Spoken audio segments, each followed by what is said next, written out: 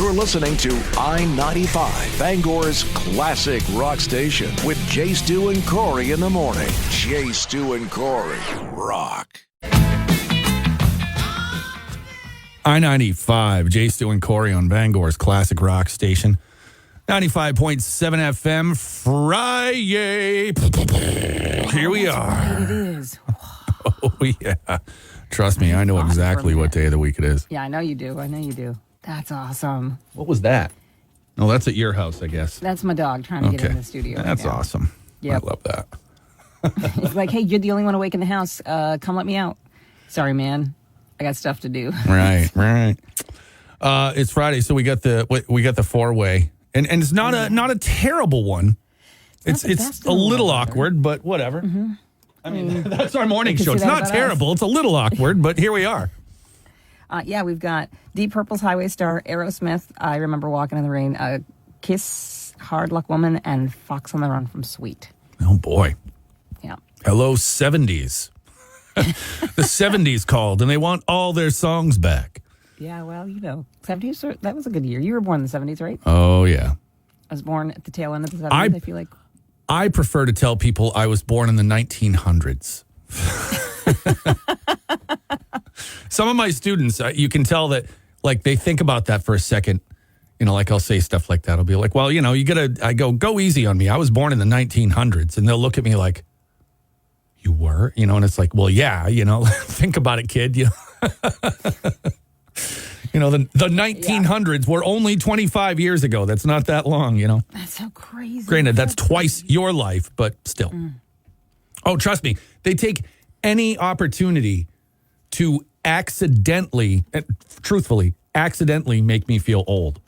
You know what I mean? Boy. They'll just say things that kids say, but they'll say it to me so unironically that it's just like, wow, okay, it's just, I think I'm having a heart attack. I think it induces bad health when they say some of the things they say. Yep, my kids have a knack for doing that with. Yeah, but you've told me some of those things, and I swear your kids do it on purpose. Well, I mean, no, they're trying to make you feel a little bit old. They genuinely mean it in the nicest way.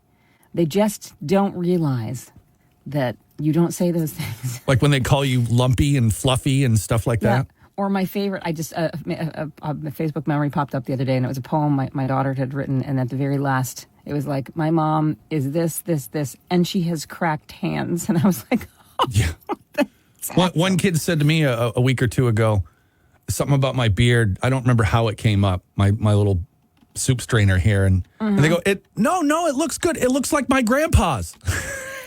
Oh, wow. And then I was like, man, you son of a... And then I'm like, wait a minute. Your grandpa's probably my age. Son of a... No. Well, a little older, but, just the same. I'm at that point where... you look distinguished. Oh, get the hell out of here with that crap. Distinguished. Kiss my butt. That's anybody that says distinguished. That's like in a bad sitcom when they look at the, when they say you have a great personality. It's right up there with that. That's not true, because distinguished people, I mean, I find distinguished people quite handsome and beautiful. You're weird, though. You're weird. Oh. You like old dudes and stuff. So I'm not gonna take any credence into what you say about this. I do not like old dudes, but it's not like I have a type. Just because I like Sam Elliott doesn't mean that every older gentleman with a mustache is like on my radar. Well, I don't hear you talking about the Jonas Brothers. Just saying. Well, because they would be like my kids. I haven't seen you singing "Cake by the Ocean." Gross. Because I have taste. I like the distinguished gentleman. Fair enough. All right, well, let's get the votes in. The Friday Four-Way is up right now at the I-95 Facebook page, or give us a buzz at 991-9713. Morning Music Matchup.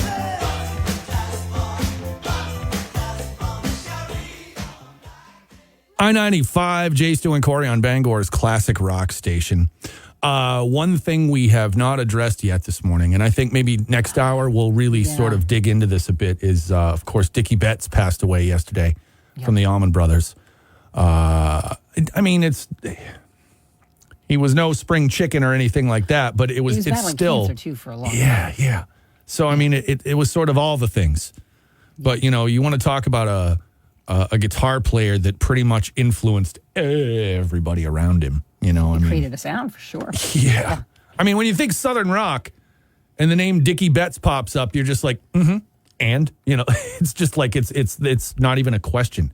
You say his name in the same sentence as like Alvin Lee or or any of the great blues guitar players of that era, and stuff like that. And current guys like Warren Haynes are all about the Dickie Betts influence on their playing, as well as Kenny Wayne Shepherd, all those guys, the current heavyweights. Joe Bonamassa would say the same thing. So it's just it was a big hit to the Southern rock community for sure. Yes. Classic rock in general. When you sent me that message yesterday, because I'm glad that you sent it out because I didn't see it at first, and I did address it yesterday afternoon. But I was so confused as to because I think autocorrect changed your position of who it was, and so I was like, okay, well, I didn't see and didn't realize who it was at first. Oh, same. Because the autocorrect changed it. Huh? No, we're on the same page. I was agreeing. So I was when I figured out that's what you meant. I was like, oh yeah. That's big. That's bigger than I expected. So I'm glad that you sent me that heads up. So yeah, we'll definitely have to address that next hour also. Well.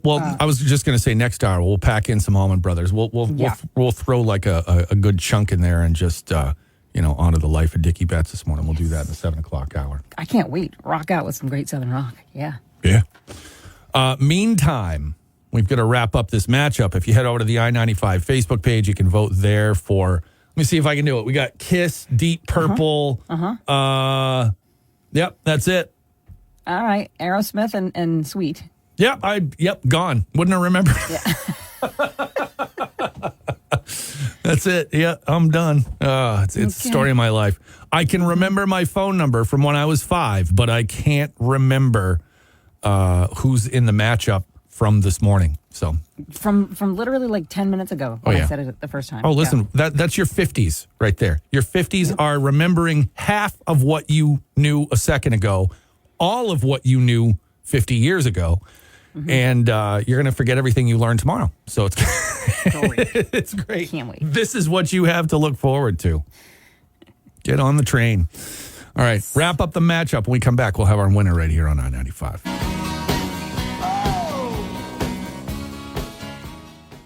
I-95, JStew and Corey on Bangor's classic rock station. I can't believe that was not the song that I thought would win today, but here we are.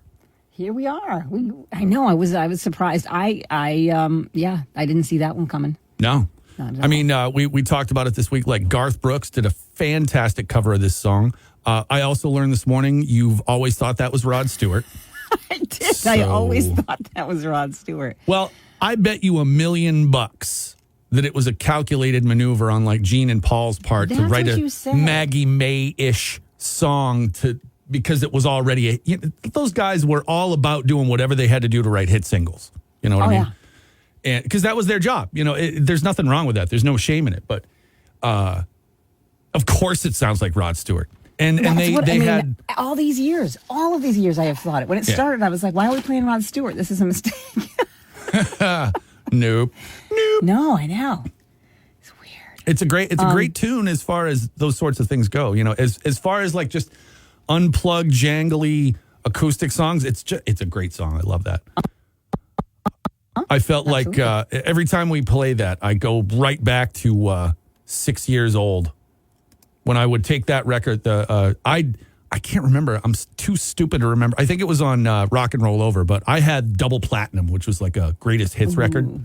Mm-hmm. And I would just play it one side over and over and over. Like I've told you the story. There was a point where my sister goes, hey, you can flip that over and there's more songs on the other side. Well, how would you have known? You were a kid. Right. You were a little kid. Yeah, but then my mind was blown. I was like, here's like a bunch of songs I've never heard. And I was like, what? It was extras. Yes. Oh, yeah. It was a head blown off moment right there. Couldn't believe it. Couldn't believe it. Records have another side. What? I could not believe the line out in front of Giffords last night. They had their customer appreciation free cone day. And when I pulled in, first of all, people were in the field. They were parking in that field next to where Giffords is. Totally slammed. I thought I'm never going to get a spot. But amazingly, they were getting people served up so quickly. I was really impressed. But the line when we got there was wrapped around the building. When we got in the line, about 5 minutes later, because we got there probably about 10 past 7, and they were doing it from 6 to 8. The line went even further, all the way to the back of where the parking lot and the picnic tables and stuff, like beyond that. I believe it. People love free stuff, and they will wait an unbelievably long time for free stuff. It was unreal. I'm that guy. Like, if they told me that there was a day that you could pay twice as much and I didn't have to look at another person while I did it, I would go on that day. If I could have like a private booth to buy my ice cream and I had to pay like $40 a cone, sign me up. What would you call that? It wouldn't be customer appreciation because it'd only be you. It'd be called Customer Paranoia Day. It'd be called Customer Xenophobia Day. Yeah, it was. Yeah, you would definitely, if you didn't like crowds, this was not your thing. But everybody was so happy and cheerful, of course, because they were getting free ice cream. My kids walked up to the counter. The whole time I was there, they're looking at me like, "Are you sure it's free, Mom?" I was like, "Yeah, it's free cone day. I've been talking about it all day." They're like, "Are you sure?" So they got up, and all of them ordered. And then, like, she didn't say a charge, and they're looking at me like, they started to sweat, you could tell, and then they handed out the ice cream, and they're looking at me like, "Can I lick it? Is it mine? Can I do it? Are you sure?" I'm like, "Yep." It's funny that they have paranoia about free things. There must be a limit. It's just like one scoop or whatever. Just like, is it something like that? It was a Gifford scoop, so it was like right. It was huge, and it was on a sugar cone. They did not skimp out. They were definitely given like huge packed down scoops. They were doing it right. So yay, Giffords. And I got to have they weren't just dropping like a melon ball, deep inside the cone. And they had all hands on deck. You know how small that building is. They weren't just throwing an ice cream down the hallway. No. But they must have had it looked like 20 people in there yesterday. Yeah. And usually it's like 3 or 4. They had all hands on deck. It was amazing. It was really cool. Well, you'd have to. I mean, to keep up with that. That's And they did. They were moving right along. We were there at 7:15, like I said, and we got in a line, and we must have been served by, I would say, 7:25, almost 7:30. So that wasn't bad. Well, today is not free cone day, so if you do go to Giffords, get your wallet. You can go and get ice cream anytime you want. That's because right. We have all of the places are finally open. Everyone's open. Everyone's open. Yep. You get a cone and you get a cone. Everyone's open. All right. Next hour, we're going to hang out, talk about all sorts of things. We're going to honor the life and times of Dickie Betts with some Almond Brothers. So stay here with us. I-95, Bangor's classic rock station. JStew and Corey here. Like we said, we were spinning some extra Almond Brothers this morning in honor of Dickie Betts' passing. And I think you're already in the middle of putting together something for the noon hour, so that's going to be fantastic. We'll have all the tributes. I was looking at some of the tributes. Like I said, I was looking, and you'd mentioned Joe Bonamassa, and he was. I didn't realize that was his first concert. Yeah, that was it. And he goes, "Rest in peace, my brother." That was my first concert. It was what made him want to pick up a Les Paul and get going. So that's how massive of an influence, Dickie Betts had on young musicians. I didn't realize he had 4 kids. I knew he had a bunch of kids, but I wasn't. And I knew one of them was rock stars in the 70s. They all have bunches of kids. Yep. One of them was obviously Jessica because he wrote the instrumental about it. But I didn't realize he had actually named one after Duane Allman, which is, that's saying something right there. So a lot of people putting their 2 cents in. You had mentioned Warren Hayes to Tim McGraw. A lot of musicians just paying tribute to what an impact he had on their life. So yeah, of course.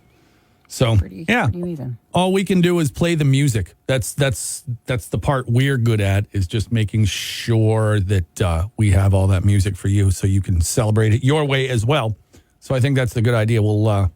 I mentioned maybe we do it in the 8 o'clock hour. Well, let's skip that. We'll just save it all for the noon hour, where we can really dig in deep and get into that. So that's what we'll do a little later on today. In the meantime, stay with us. It's a gorgeous morning. If you're just getting out of bed, it's not going to be so bad today. Forecast coming up a little later this hour. Stay here.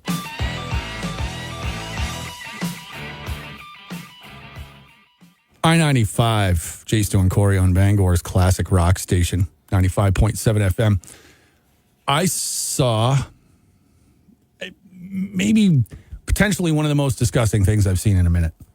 Oh, let's definitely talk about it while people are having breakfast then.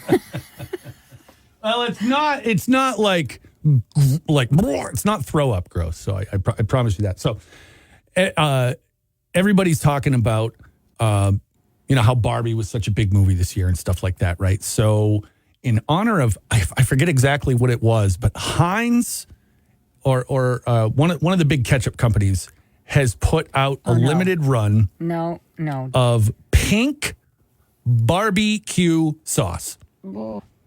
Yep, you can buy it in like a 16-ounce bottle or something like that. Limited run, but it is barbecue sauce. And when you squeeze it out, it is pink. So it's basically like it's a bottle of Pepto that they put a bunch of molasses and brown sugar in and stuff like that and shook it up a little bit. I saw this video of it on Facebook, and it's like, oh, check it out. It's like barbecue. And I was like, oh, my God, that is the grossest thing I've seen in a minute. I mean, do we have to market everything? Do we have to apparently monetize everything? I can't wait for the Oppenheimer barbecue sauce. It's going to be an explosive, man. Yeah, barbecue sauce. But the best part is because it's Barbie. Yep. Oh, yeah. The bottle is pink, the whole 9 yards. It's got the logo. But when you buy it, it comes with a Barbie-sized bottle of barbecue sauce, so that in your Barbie dream house or whatever, you can put that in the kitchen. I mean, there's no sauce inside it. I don't think that's how it's meant to be played with. I just don't. Ew. I mean, I haven't seen the movie, but based on some of the double Kentandras that happened during that movie and some of the things that they say to each other, I'm not surprised that the pun would be lost on them. Wow. I mean, they went all out. Good for those marketing people. I'll tell you what, they graduated top of their class. They were like the overachievers. They were like, we could market this, and we could market this, and we could market this. Like, okay. I don't even know if it's like that. I think they just market all of it. They're just like, oh, hey, there was this scene where there was a notebook in it. It's a Barbie notebook, It's just like. Remember the scene in Wayne's World where it was like the product placement when they were doing the big corporate style Wayne's World? Yeah. Every time I see something that ridiculous, my brain immediately goes to that where there was like. There was this TV show that my wife and I watched years and years ago. I think it's on Pluto now, but it was called The Medium. It was about like this woman who was psychic or whatever and solved crimes and all this other stuff. But there was a movie that came out at the time that they were riding it so hard. There's this scene where they're trying to leave the house and they're like, all right, kids, you be good. Mom and I are going to see I can't remember the movie, but I'll make it up. It's like, we're going to see Star Wars. Star Wars. Did you get that? Star Wars. That's what, like they went over the top to mention it. And it's like, to the point where you're like, what is going on? It was a movie I hadn't heard about yet. And then the first commercial is the commercial for the movie that they're going to see. And it's just like, oh my God, it was like one of the worst cases. Like that make me just, you lose a little bit of your soul. Yeah. I mean, I get it when I watch Lawrence Welk and it says Geritol across the back of the theater. That makes sense to me. Or if it said like Imodium AD, I get that. Wow, yeah. But, like dropping a movie placement in there is just like, yeah. That's the loser Price is Right sound. But hey, coming to a store near you, barbecue sauce. Ew. That's going to be exciting. I can't wait to not try it. Anyway, 1 hour from now, we've got your first Assault the Vault code. And as we're wrapping up week 2, we still have a couple more weeks, but codes of all these codes to give you chances at a $30,000 grand prize. But that's 1 hour from now, right here on 95. I-95, JStew and Corey on Bangor's classic rock station. Oh, it's a lovely, lovely Friday, shaping up to be pretty nice day out there. We just heard the forecast a little while ago. If you missed it, though, partly sunny today, highs near 60. It might be a little breezy, but not out of control. Showers overnight, rain tomorrow. Nice again on Sunday. How about that? Yeah.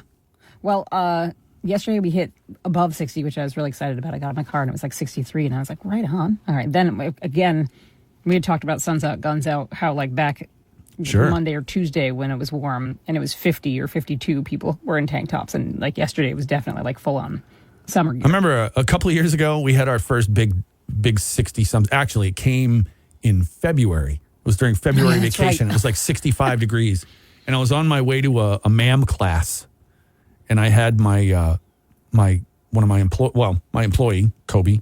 He was with me and we're riding along. And I was joking about it. I was like, I can't believe so far today. I said, it's 65 degrees yet. And I haven't seen anybody with their shirt off. And then we're at a red light and he just goes, there you go. It was just like, as soon as it came out of my mouth, this dude just walks around the corner with his T-shirt tied around his head so fashionably. So. Yeah, well, didn't want to get a burn. Right. In the bright sun in February. So yes. Yeah. This weekend, of course, one of the big things happening in town, the Candaske Stream canoe race. Figures that the weather is going to go to crap for the race. Well, I mean, I've done it a couple times, and I can tell you that whole long stretch before you get to 6 Mile Falls, that's just flat water.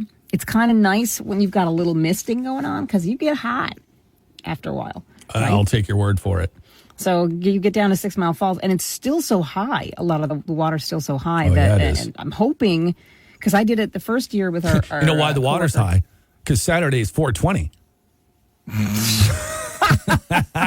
Woo! Take that, it's everybody. Also my brother Pat's 40th birthday, and he's coming up to do the canoe race. And I'm hoping. I bet he'll be high too. Oh, I mean, he might be. I think he's staying with my mom, so who knows? But definitely, I think that it'll be interesting. He did it last time he did it, and I worked for Channel 5. Or I think I told you this. Tim Throckmorton tossed to me. He's like, we got Corey down by the shore. And I think that guy's your brother, right? And they cut to the video and I saw it in the monitor and it was my brother Pat had just spilled. And so he was throwing up all over the water because the shock was so intense. Oh, yeah. I'm like, yeah, there he is. Representing well. Hi, Corey. Yeah, pretty much. It was fantastic. But hoping at least the shoreline, because remember, it's been so wet. Oh, yeah. I'm hoping the shore down by 6 Mile Falls at least has dried up a little bit so that it's not complete mud. Well, we've had several days of good weather to sort of dry things out a little bit. I mean, I'm not saying there aren't still some soft spots here and there, even around my own yard. But imagine if it had just been weather all week long, So yeah, so there are some pros and cons here. They will have, because our new guy, David, I was telling him about it, the guy that works over for the country station, and he's like, is it dangerous? And I'm like, no, they've got people all along the route, safety, especially down by where it's going to be, 6 Mile Falls or whatnot. I said, the only thing that you really end up seeing is people lose stuff that when they dump out at 6 Mile Falls, like canoes, oars. And my stepdad has done it before. He's doing it again this year too. He lost a wedding ring a couple years back. Mom was not happy. So it'll be interesting to see how quickly and how high the water stays. And I don't think the weather's going to be too bad. I mean, they said showers, not heavy rain. Yeah. That's good. Well, we'll just see. Like I said, the water's going to be high AF. It's 420 on Saturday for the Candaske canoe race. So, the river knows what's up. Yep. There we go. Yep. All right. When we come back next hour, we have your first Assault the Vault code for the day. Get ready for that on I-95.